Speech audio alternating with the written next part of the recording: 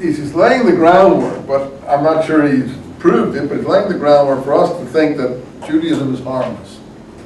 Because he said religion, the relationship between man and God, does not impose duties and obligations that are different than those demanded by reason. In other words, reason and religion are nothing in conflict, actually. Just that religion gets you there, as he says, quicker. That was what the whole medieval synthesis was about. From the time of the Greek Neoplatonists, all the way up through the Middle Ages, the Arab philosophers, Al-Farabi, Kindi, Ibn Sina, Ibn Rushd, on up to the Christians, Aquinas, and so on. The whole point was there's no conflict between the truths of religion and philosophy. That's what they were trying to state. And they were saying only religion gets you there faster.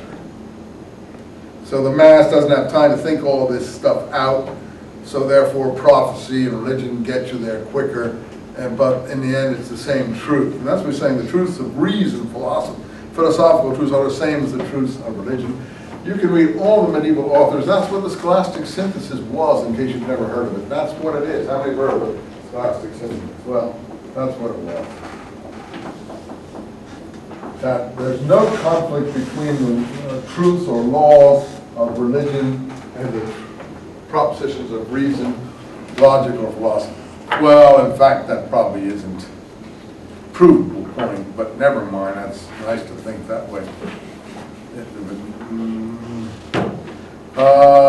So I'm skipping through here. Just pick out another point here. Let's see, I'm getting to the end of chapter. Yeah, I'm getting towards the end of chapter 1. 2 or 3 pages before the end of chapter 1, because I mainly want to concentrate on chapter 2. I'll do that next time. So we will finish Mendelssohn next time. Even though it looked like I wasn't getting anywhere. We are going to get someplace, and the main thing is chapter 2, and we'll be able to do that next time. But anyway, I'm not finished yet here. I want to go as far as we can tonight.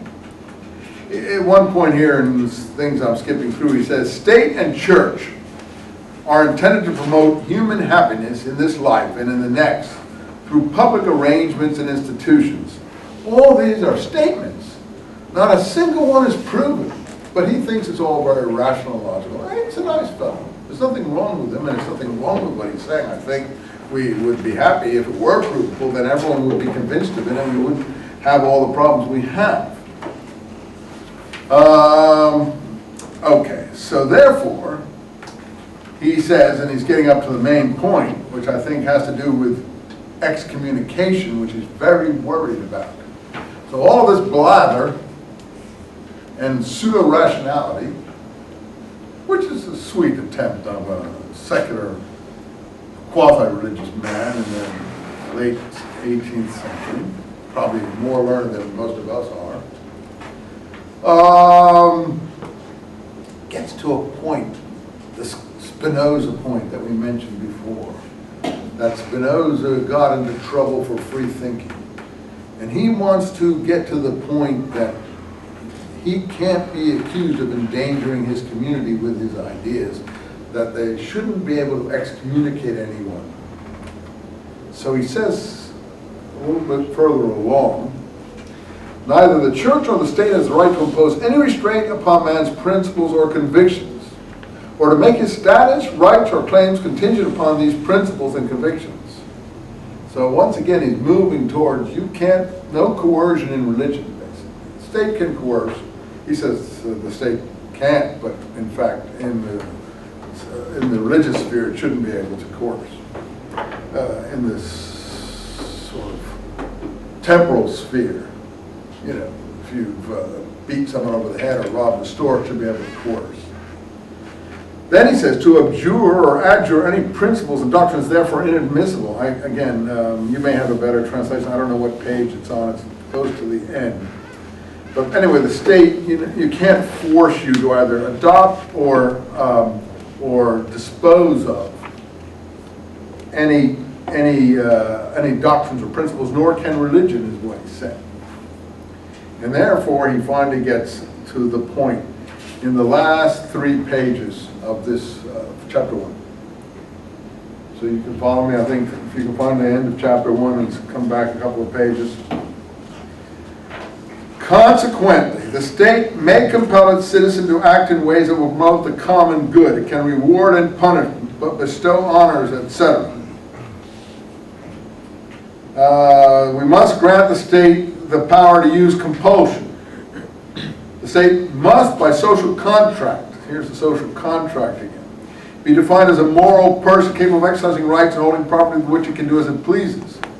However, revealed religion, divinely inspired religion, is something entirely different. You see that? What do you have there? It's a new paragraph. Divinely inspired religion is something entirely different. Divine religion is far from all this. Yeah, okay. So I think this is better in that particular sense. Yeah. That sense.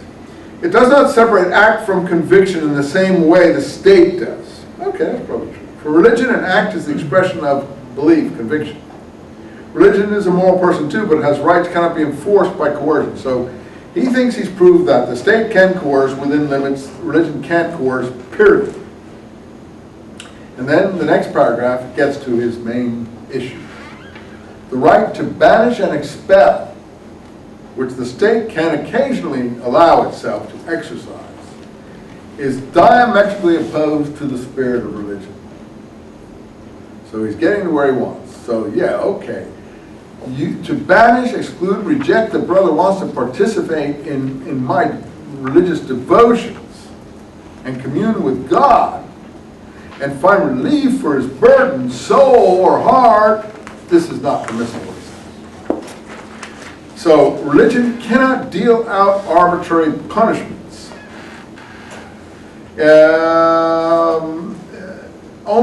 It cannot permit this torture of the soul which only the really religious person feels anyway. Think of all the unfortunates, dear reader, who were banished or excommunicated throughout the ages, supposedly to improve their character. See, here's his point. Whatever organized religion you belong, church, synagogue, mosque, I don't see always brings the mosque in too, that's interesting. See if you can discover more genuine religion among the large number of people who are banished or expelled or excommunicated or whatever. Excommunication by the church either has civil consequences or it does not. In other words, either there's a civil issue involved here or there's no issue. If it has, there's a civil issue. An excommunication brings misery and privation, it will burden only the noble person. On the other hand, if a ban is merely